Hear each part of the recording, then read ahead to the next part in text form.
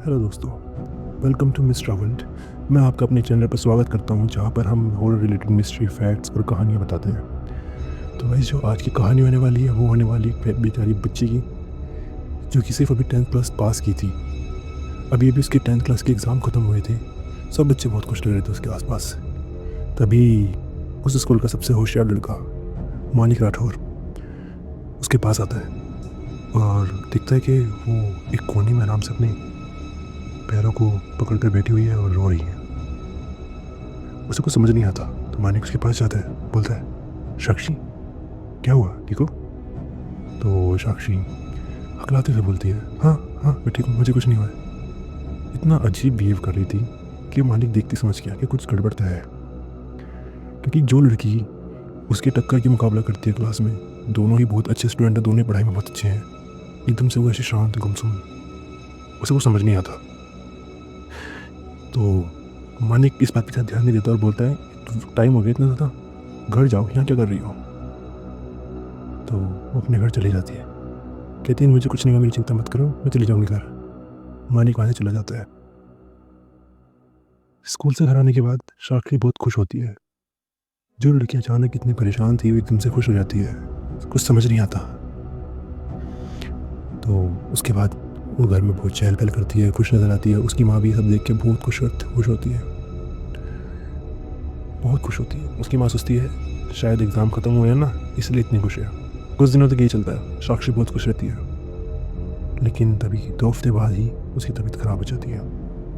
उसकी आंखें बिल्कुल काली हो चुकी थी, उसका वज़न भी घट गया था। किसी को कुछ समझ नहीं आ रहा था कि आखिर हो क्या रहा है, चल क्या रहा है। हर कोई इस टेंशन में था कि आखिर बच्ची का हुआ क्या है। डॉक्टर्स भी कहते थे रिपोर्ट में सब नॉर्मल आ रहा है, लेकिन इसका पता नहीं चल रहा हो क्या रहा है इस बच्ची को।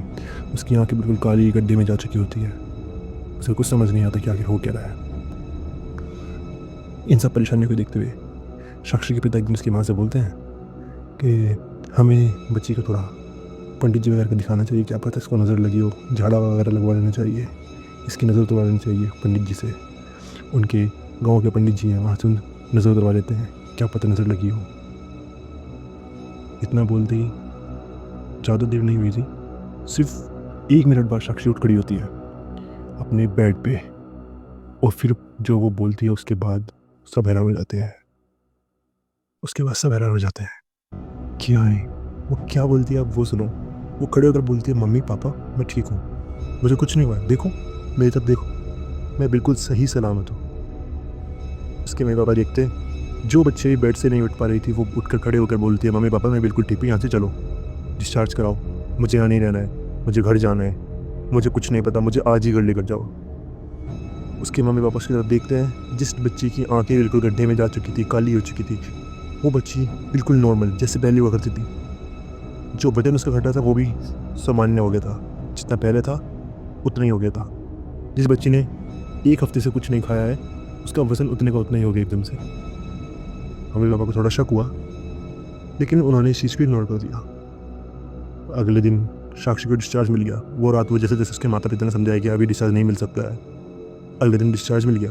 पूरी रात डॉक्टर ने उनको ऑब्जर्वेशन में रखा।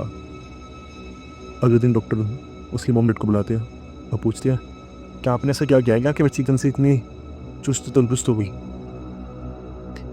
माता पिता के पास कोई जवाब नहीं होता। वो कहते हैं हम खुद हैरान हैं इनसे से क्या हुआ है। डॉक्टर भी कहते हैं, चलो जो भी है अच्छा है, आपकी बच्ची ठीक हो गई है, पर ये स्ट्रेंज है, ऐसा होता नहीं है नॉर्मली, फिर भी हम उसको ऑब्जर्व करते रहेंगे, देखते हैं क्या होता है। साक्षी अपने घर आ जाती है। साक्षी अपने घर आने के बाद नॉर्मल रहती है कुछ दिनों तक। उसकी मम्मी विद्या भी ये सब देख के बड़ी खुश होती है कि हाँ हमारी बच्ची नॉर्मल हो गई है, सब कुछ बढ़िया चल रहा है, सब कुछ अच्छा चल ही रहा होता है कि एक रात विद्या पानी पीने के लिए अपने बेडरूम से बाहर आती है, और उनका बेडरूम और साक्षी के बेडरूम बराबर बराबर में था, इसीलिए वो साक्षी के बेडरूम में झाँक कर देखती है कि साक्षी अपने बेड पे नहीं है। वो लोग जाते हैं, बाहर खोलती है किट, हॉल में देखती है, और जो उसके बाद वो हॉल में देखती है आज भी उसे सोचकर उसकी रूह कांप जाती है।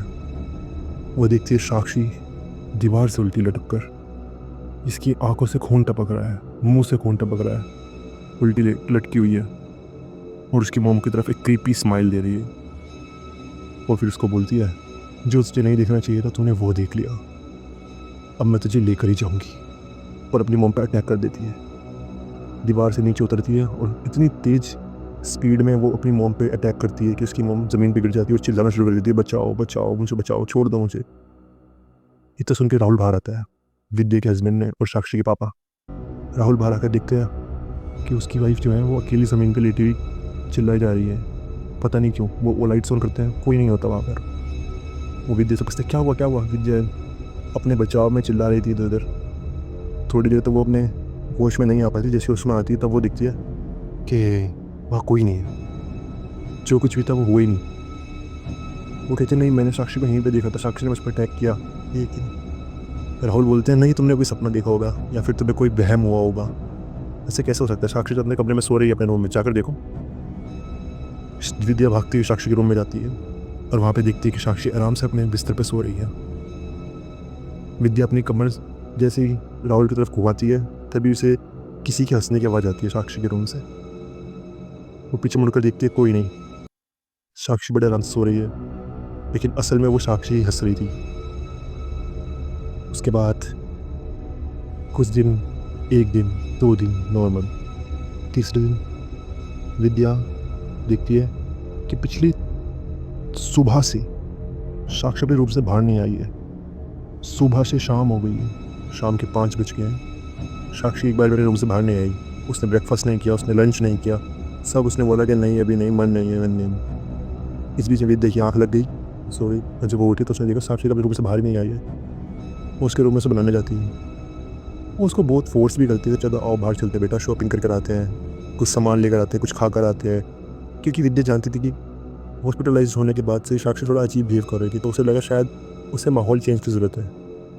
उसे ज़रूरत है बाहर घूमने की, बाहर मिलने जुलने की, घुल मिलने मिलने की, दोस्तों की। तो वो एक अच्छी माँ की तरह उसके पास जाती है और बोलती है आओ चलो शॉपिंग करने चलते हैं बेटा, साक्षी क्या हुआ। लेकिन कोई नहीं, साफ मना, नहीं मम्मा नहीं मम्मा मेरे को नहीं जाना है, आप जाइए। लेकिन जब विद्या ज़्यादा फोर्स करती है तो साक्षी डबल आवाज़ में बोलना स्टार्ट कर देती है। वो बोलती है एक बार बोल दिया ना, तुझे समझ में नहीं आता, और अपनी माँ का गर्दन पकड़ लेती है और गला पकड़कर हवा में उठा रही है। और उठाने के बाद इतनी तेज़ ज़मीन पे गिराती है, विद्या वहाँ से उठ के भागना शुरू कर देती है और अपने फ्लैट से बाहर आने के बाद वो गेट को लॉक कर लेती। वो पूरी डर जाती है, वो समझ नहीं पाती आखिर उसके बच्चे के साथ हो क्या रहा है। इतना सब कुछ होने के बावजूद अब विद्या को यकीन हो जाता है कि कुछ गड़बड़ ज़रूर है, साक्षी के साथ कुछ गलत तो हो रहा है, लेकिन क्या, उसे कुछ नहीं पता लग रहा था आखिर ये सब चल क्या रहा है, कैसे क्या हो रहा है। पर कहते हैं ना, जब आप किसी मुसीबत में होते हो तो कोई ना कोई रास्ता ज़रूर होता है, बस उसे देखने की देर होती है। ऊपर वाला हमेशा आपके साथ रहता है। तभी उसके कंधे पर एक हाथ आता है और वो होते हैं मिसेस गुप्ता, उनके ऊपर के फ्लैट में रहने वाली आंटी। मिसेस गुप्ता उससे पूछती है क्या हो बेटा, बाहर क्यों बैठी हो, कुछ दिक्कत है बताओ, राहुल से लड़ाई हुई है। विद्या बोलती है नहीं नहीं नहीं, ऐसा नहीं हुआ है। क्योंकि अक्सर राहुल विद्या की जब भी लड़ाई होती थी विद्या बाहर बैठ जाया करती थी, तो मिसेस गुप्ता को अच्छे से पता था। तो वो पूछती है उससे सारी बातें। मिस विद्या फिर धीरे धीरे हकलाते कि मेरी बेटी उसके साथ ये सब हो रहा है, पिछले दिनों बीती जो भी हुई वो सब बता देती है उनको, जो भी इनके साथ पिछले दिनों घटा था सब कुछ वो बता देती है। राहुल को आने में वक्त है और हमारी बेटी का ये हाल हो रखा है। तो मिसेस गुप्ता बोलती है चलो मेरे साथ अंदर, मैं बात करती हूँ साक्षी से। वो कहती है नहीं नहीं नहीं, वो बहुत खतरनाक हो चुकी है। वो कहती है चलो मेरे साथ। वो अंदर जाते हैं, वो देखते हैं साक्षी कोने में अपना सर झुकाए बैठी हुई अपने पैरों को पकड़कर और रो रही है। विद्या अपनी ममता में उसके पास जाती है, लेकिन तभी मिसेस गुप्ता उसको पकड़ लेता है और बोलते हैं नहीं विद्या, ये सब चाल है तुझे अपने पास बुलाने की, इसके ऊपर प्रेत है, मैं साफ देख सकती हूँ इसके ऊपर प्रेत है, इसके ऊपर कोई ऊपरी हवा चढ़ चुकी है।